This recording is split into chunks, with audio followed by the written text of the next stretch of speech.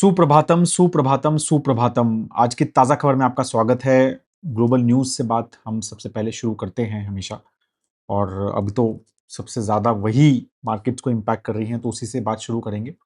कुछ India specific news, stock specific अभी results season is almost ending, तो stock specific news तो कुछ ज़्यादा नहीं है, बट 1-2 हैं, वो लास्ट में बात करेंगे।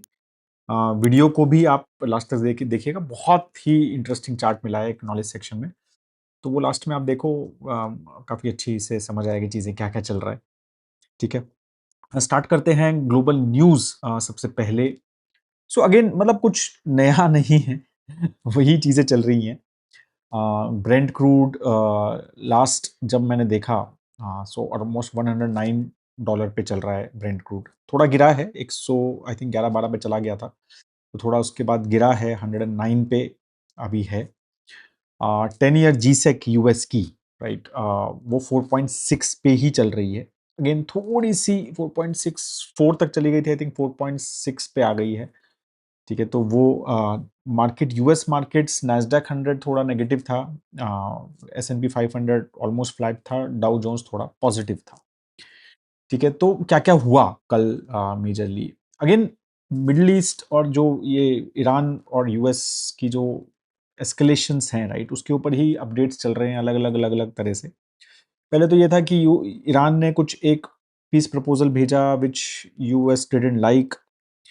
कल डोनाल्ड ट्रंप का एक ट्वीट आया just before the market closed. ठीक है, तो उन्होंने बोला कि भाई आई हैव आस्क्ड जो कतर के आमिर हैं या फिर और उनके crown Prince of Saudi Arabia और यूएई के प्रेसिडेंट, उन तीनों से मेरी बात हुई और उन्होंने कहा कि मैंने अपना मिलिट्री अटैक प्लान किया था ईरान पे फिर से। ठीक है, which was scheduled for tomorrow, कल।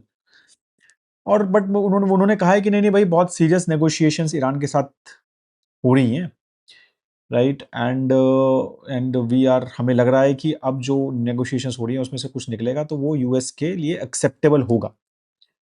एंड उसमें ये क्लियरली मैंने बोल दिया है कि भाई आप कर रहे हो तो ये बताना कि no nuclear weapons for Iran, ये मेरा मेन वो है।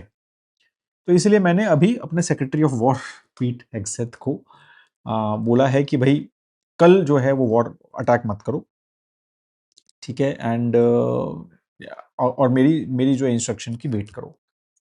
तो अगेन मतलब again these are different tactics which Donald Trump always uses to धमकाने के लिए, और अगेन एक्शन भी ले लेते हैं, ऐसा नहीं है कि सब धमकाते धमकाते रहते हैं। तो ये this is what is basically currently the situation is, right. तो मतलब basically what he is saying is कि he was very close to again launching का मिलिट्री एक्सरसाइज। तो फिर ये चीज काफी नेगेटिव हो जाती, बट अब रुक गई है। अब लोगों को ये लग रहा है कि थी ही नहीं, बट बोली गई है, रुक गई है, तो लेट्स सी। तो शायद थोड़ा टाइम अभी हमें और है, एंड होपफुली एक कोई डील मिल जाए। तो बेसिकली सबसे पॉजिटिव जो मार्केट ने इसमें देखा वो यही था कि serious negotiations are now taking place. ठीक है, तो लेट्स सी। होपफुली यही है कि एक्टिव वॉर ना हो, राइट। सबका फोकस यही होना चाहिए कि स्ट्रेट ऑफ हॉर्मुज कैसे खुले, और वो ऑलमोस्ट बंद ही है, उसमें कोई चेंज नहीं है as per the latest estimates, data वगैरह जितना भी मैंने समझा, वेरियस जो ट्रैकर्स हैं वो देख रहा हूँ मैं, तो बिल्कुल भी वहां पर कोई एक्टिविटी है, मतलब 3 4 5 शिप्स निकल रहे हैं, बट उतने ही निकल रहे हैं। ठीक है, तो this is what is basically happening from that perspective. बाकी एनवीडिया का रिजल्ट है वेडनेसडे को, तो उसके बारे में मतलब आई एम श्योर चर्चा रहेगी ओवरऑल मार्केट में, and we will see how that goes. ठीक है, तो this is the status on the global perspective, right. अब 10 ईयर जीसेक की जहां तक बात है, 4.6 एक काफी मतलब एक ऐसी जीसेक है जिसमें एक्सपेक्टेशन ऐसा लग रहा है कि मार्केट को कि भाई इंटरेस्ट रेट बढ़ भी सकते हैं। ठीक है, तो मार्केट इज अभी उस लेवल पे आ गई कि इतने हाई क्रूड ऑयल प्राइसेस पे इन्फ्लेशन बढ़ेगा, फिर से 5% क्रॉस हो सकता है यूएस में, और अब नए फेड चेयरमैन भी आने वाले हैं, तो हो सकता है कि इंटरेस्ट रेट बढ़े। तो यहाँ तक की बातें बेसिकली एक्सपेक्टेशन मार्केट की होने लग गई है। और ये चीज़ सिर्फ यूएस में नहीं है, अगर हम बात यूएस की बात बहुत ज़्यादा करते हैं, भाई बहुत बड़ी मार्केट है और बहुत ज़्यादा अभी तो वही चला रहे हैं चीज़ें। बट अगर आप जर्मनी के भी देखेंगे, राइट, तो जर्मनी की भी जो बॉन्ड यील्ड है वो इस टाइम पे 2011 के बाद हाईएस्ट लेवल पे है 15 साल में। जापान की जो बॉन्ड यील्ड है इस टाइम पे 10 ईयर, वो 1997 के बाद सबसे ज़्यादा है। ठीक है, तो बॉन्ड यील्ड से क्या है, मतलब एक्सपेक्टेशन ऑफ इन्फ्लेशन, यही बेसिकली उसका मतलब होता है कि इन्फ्लेशन बढ़ेगी।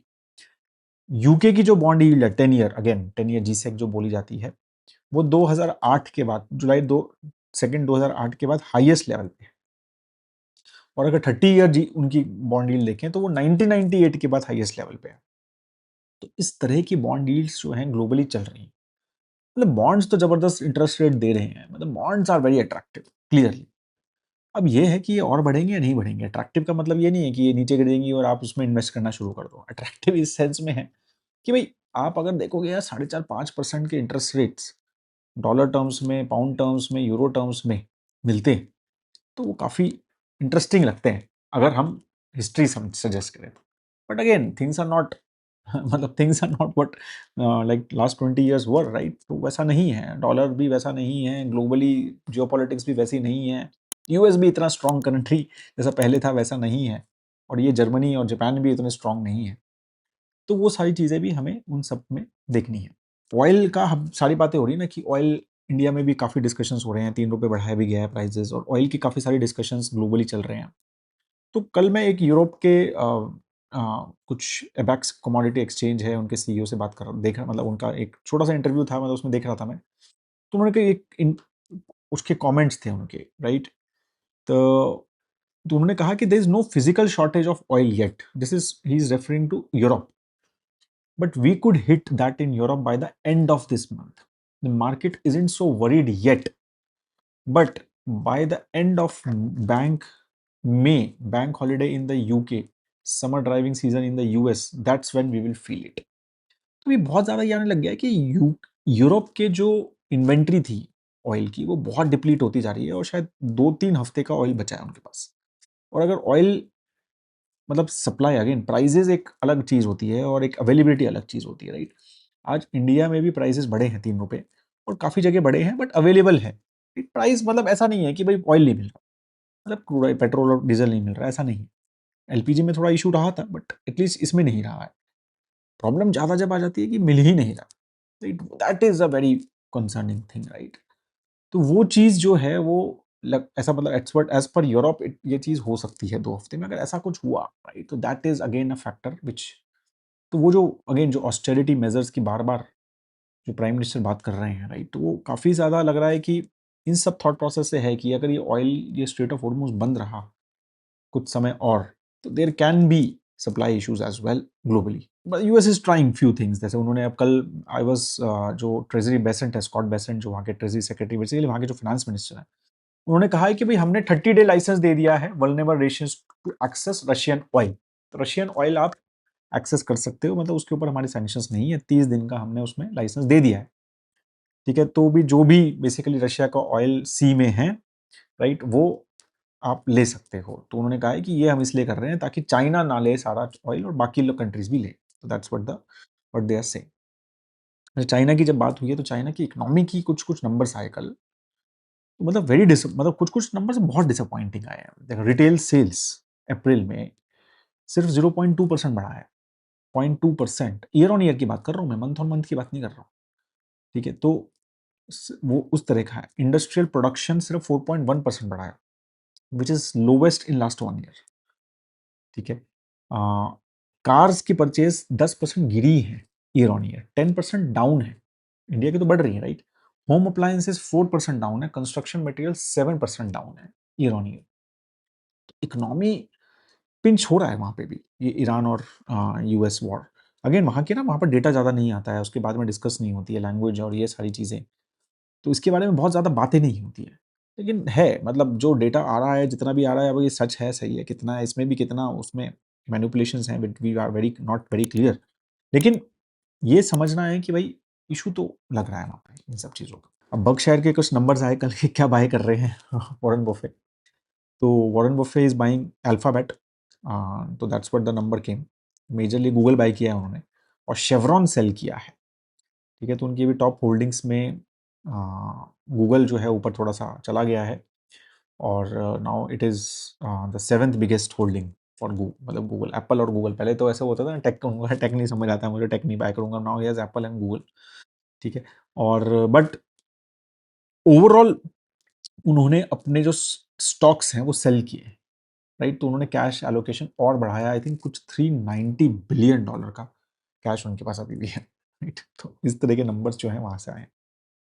ठीक है, बाकी अब एक इंटरेस्टिंग नंबर देगा कि ₹3 का फ्यूल जो हाइक किया है गवर्नमेंट ने, उसमें ऑलमोस्ट 25% के लॉसेस कम कम हो जाएँगे ओएमसीज़ के, जो ऑयल मार्केटिंग कंपनीज़ हैं।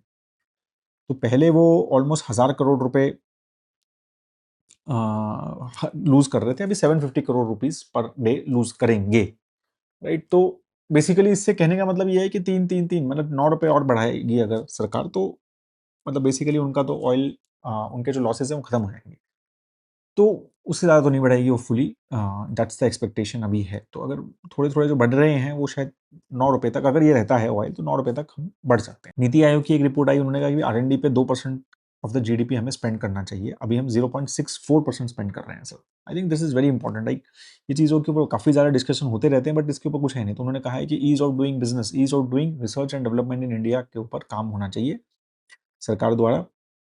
बिल्कुल होना चाहिए, ठीक है। क्योंकि मतलब ये चीज़ है, सेमीकंडक्टर का जो ये सारी चीज़ें चल रही हैं, राइट? या फिर एआई की जो बात चल रही है, या मेडिकल फील्ड में भी ये जो चीज़ें हुई हैं, right? US has always been a pioneer in R and D, right? तो I think certain amount of time talent तो है हमारे पास, और हमारे ही लोग वहाँ पर बहुत सारी चीज़ें कर रहे हैं, ये तो दिख रहा है।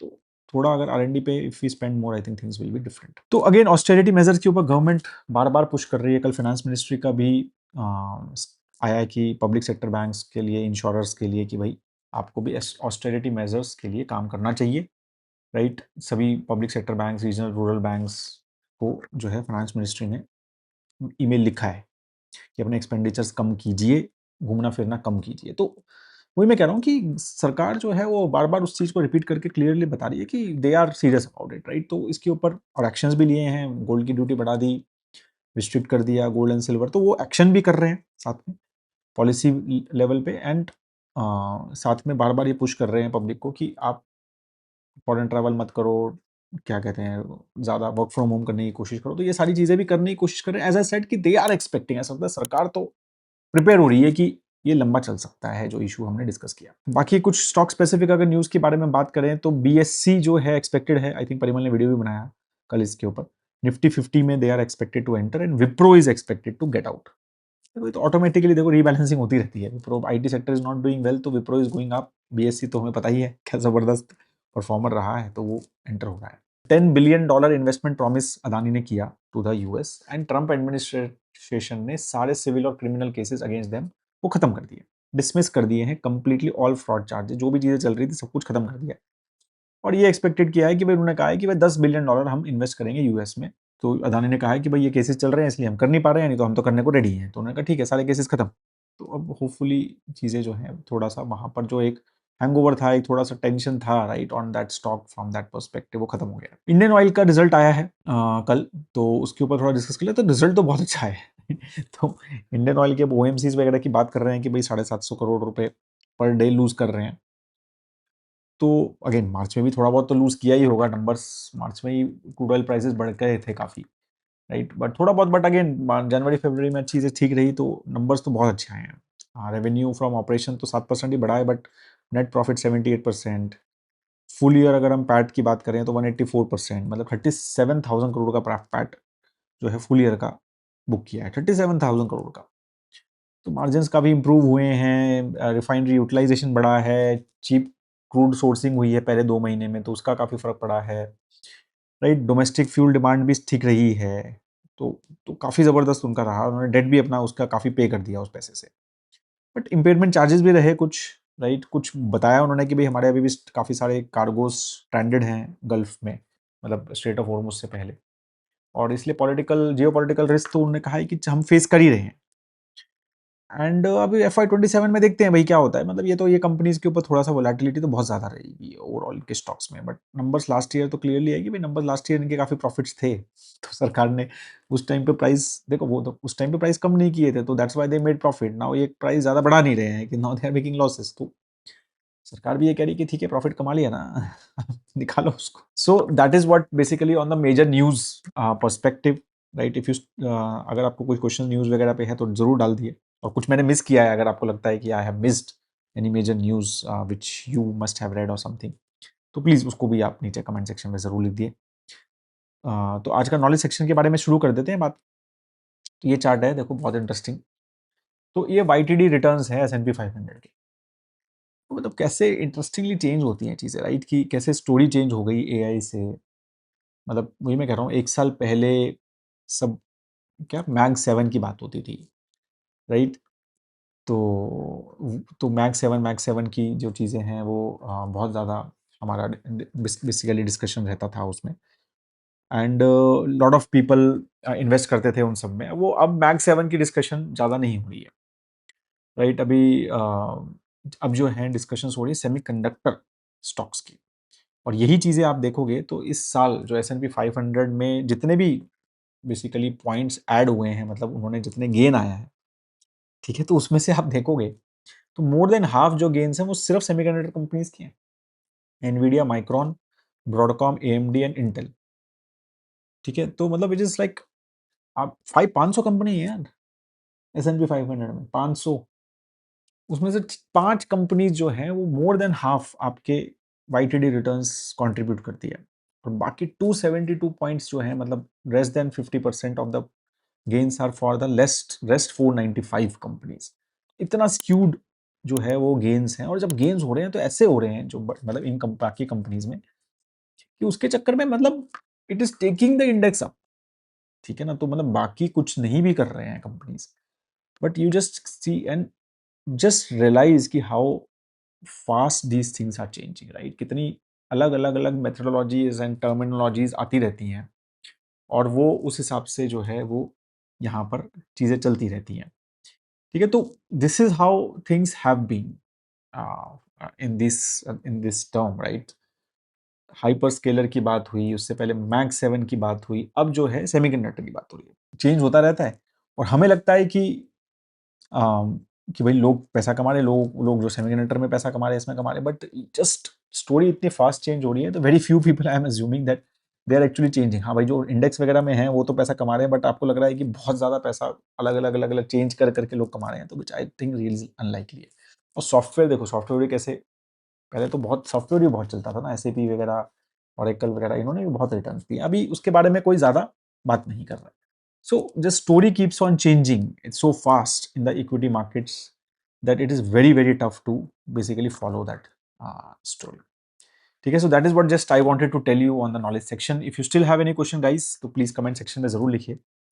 और बाकी आपको अगर वीडियो अच्छा लगे तो शेयर ज़रूर कर दो फ्रेंड्स एंड फैमिलीज़ के साथ, या फिर अपने सोशल मीडिया चैनल्स पे, तो थोड़ा अच्छा लगेगा। That is all. Have a great time ahead दोस्तों। जय हिंद।